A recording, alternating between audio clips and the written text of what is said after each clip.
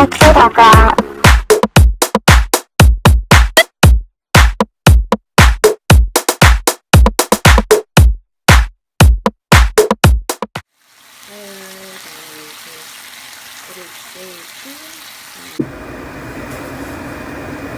Hi friends, thank you for joining me for Hot Mess episode 2. As you can tell by turban towel and slippy slidey shower cap that's supposed to be further on my head. It is Sunday, which means for me it is self-care Sunday, so I have deep condition in my hair, and we'll go and rinse and shampoo and all that good stuff soon. Probably do a face mask judging from my level of shiny right now, and then whatever else I need to get done, including cooking for tonight, just regular dinner, nothing fancy.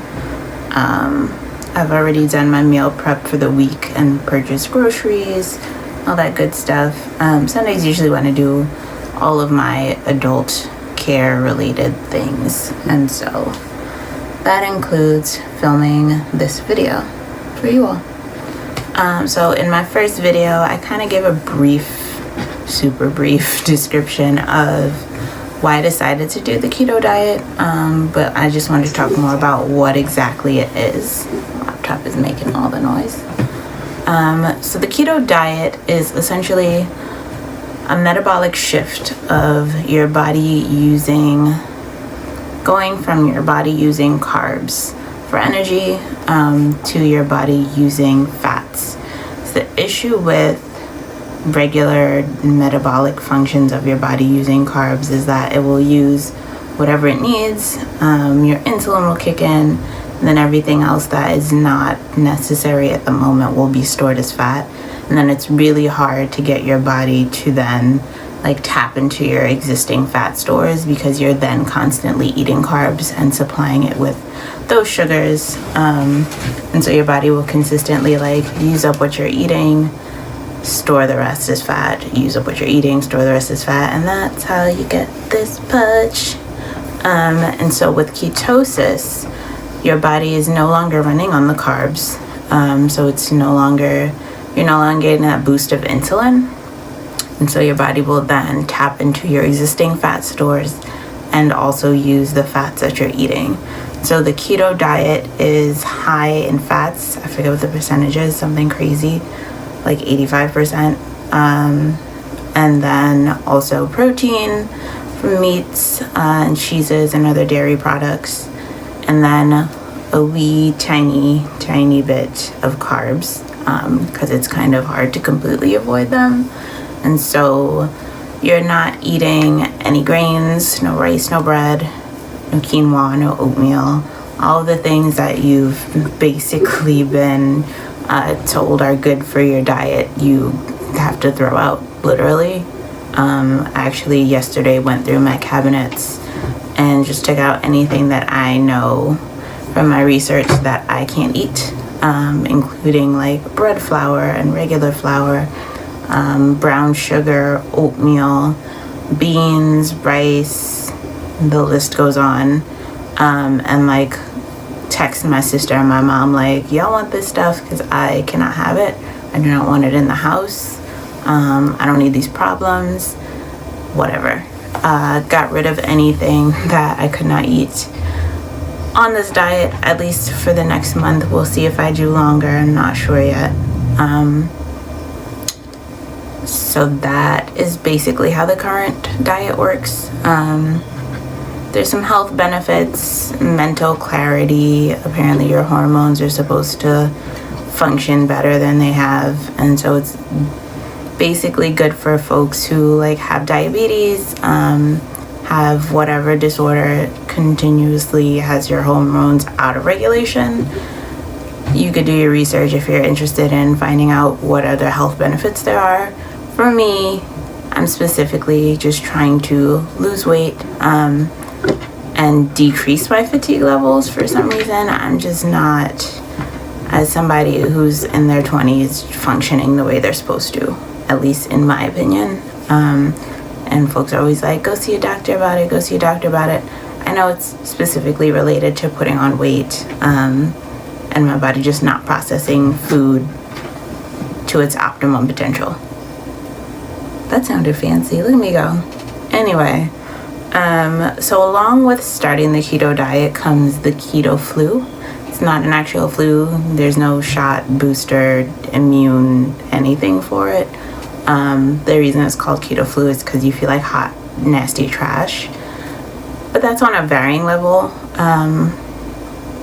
It usually starts around the 3rd day of you on the diet. And that's because by then you have used up all of the carbs digesting in your system. And your body is now like, sis, where's my replenishment? Which then has you kick into ketosis. So I want to say my keto flu wasn't bad in comparison to like videos and other things that I read from people starting. I woke up with a headache around day 3 and then consistently woke up with a headache up until yesterday, if I'm not mistaken. But kind of counteracted that by upping my electrolyte intake. So I bought a dissolvable powder. Can't remember the name of, but we'll post a link below from Amazon, in addition to Mio water enhancers. And that pretty much got rid of all of the terrible feeling that I had going on. Thursday or Friday, I did feel some fatigue. I was a little bit tired, a little bit nauseous for a little while. I wasn't wholly sure that that was keto flu as opposed to me just like being stressed out from all of the things happening at work. But today I woke up and I felt really good. For the first time in a really long time, I woke up and wasn't like, I'm never getting out of this bed. I actually got up fairly early. I had my coffee with my heavy cream and my MCT oil blended in. I did put stevia, but I think I'm going to stop buying stevia. I don't like the aftertaste of it.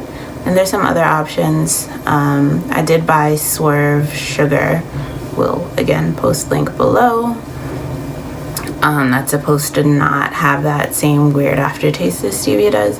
We'll see. I'm gonna have to keep playing around with different things to see what are the things that I actually like.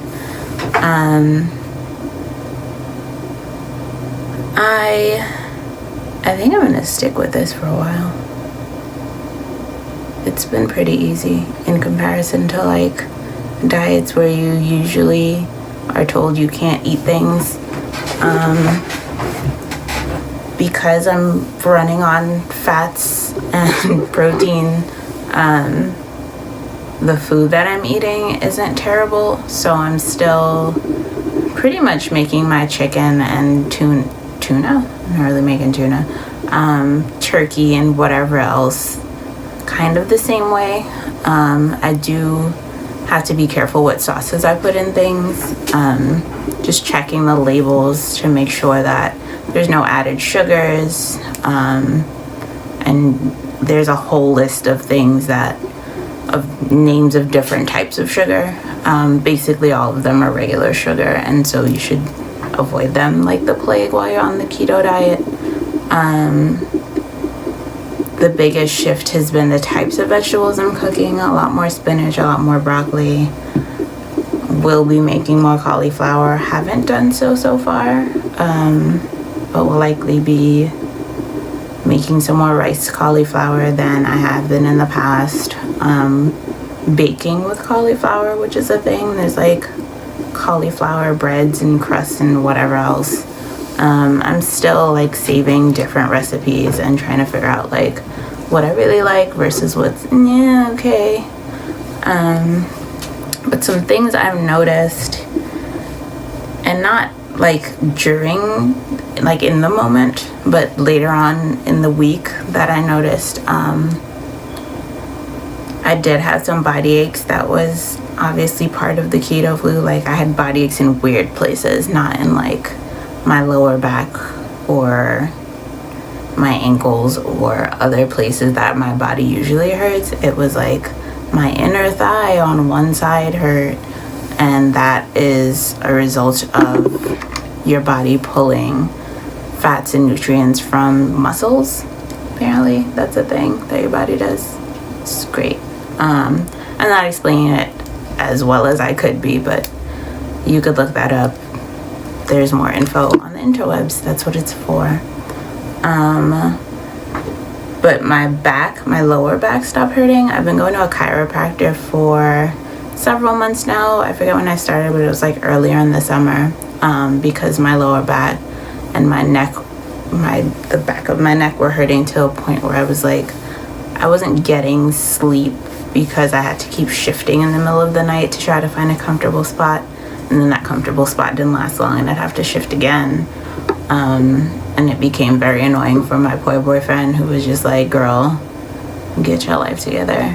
And so getting my life together meant going to see somebody who could help me about my body hurting. But I went yesterday, so I'm going on a weekly basis.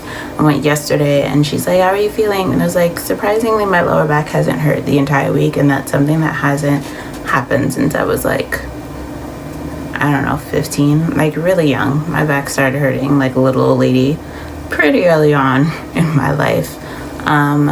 My shoulders and neck still hurt, but that's because I carry my tension, and so I like up here, so I tend to scrunch. But I'm trying to be more mindful of it and like relax my shoulders and sit up straight and all that good stuff. Still something I'm consistently working on. The past maybe 2-3 days now, my lower back has not hurt, including today, even though I did just go see the chiropractor. I'm good, like, and I'm contributing that to the diet because it's the only change that I've made in the past couple of days. And so what else could it be? Correlation, not causation. Cool story, bro. My body temperature has been pretty high. It has been fairly warm for November, late October, but I've been like hot, like somebody turn on a fan hot. I've literally had my desk fan on for the past 4 or so days. So I'm hoping that means that my metabolism has kicked up a significant amount and that I'm actively burning fat at this point. When I started Monday, I'm pretty sure I was reading it at 180 pounds even, like not 180 point something, like 180 even.